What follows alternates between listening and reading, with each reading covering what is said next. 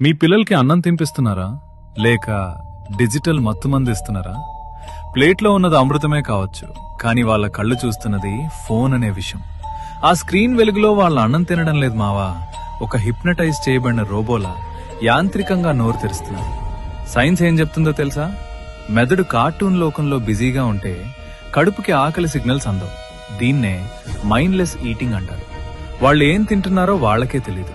దీనివల్ల భవిష్యత్తులో obesity, diabetes మరియు జీర్ణ సమస్యలు వాళ్ల శరీరాన్ని తినేస్తాయి. అన్నిటికంటే బాధాకరమైన విషయం ఏంటంటే, ఫోన్ చూస్తూ తిన్న పిల్లాడికి కూర రుచి తెలీదు. అన్నిటికంటే ముఖ్యంగా అమ్మ చేతి స్పర్శ కూడా తెలీదు. మీరు వాళ్ళను మనుషులుగా పెంచట్లేదు, భావోద్వేగాలు లేని జోంబీలుగా మారుస్తున్నారు. ఆ స్క్రీన్ మీ బిడ్డను మీ నుంచి దూరం చేస్తోంది. 2 రోజులు ఏడ్చినా పర్లేదు, కానీ వాళ్ల భవిష్యత్తుని నాశనం చేయకండి. అన్నం తినేటప్పుడు నో గ్యాడ్జెట్స్ రూల్ పెట్టండి. వాళ్లతో మాట్లాడుతూ కథలు చెప్తూ తినిపించండి. ఆ బంధాన్ని కాపాడుకోండి. తల్లిదండ్రులందరికీ ఈ వీడియోని ఇప్పుడే షేర్ చేయండి. రైజ్ విత్ రాజ్ ని సబ్స్క్రైబ్ చేయండి.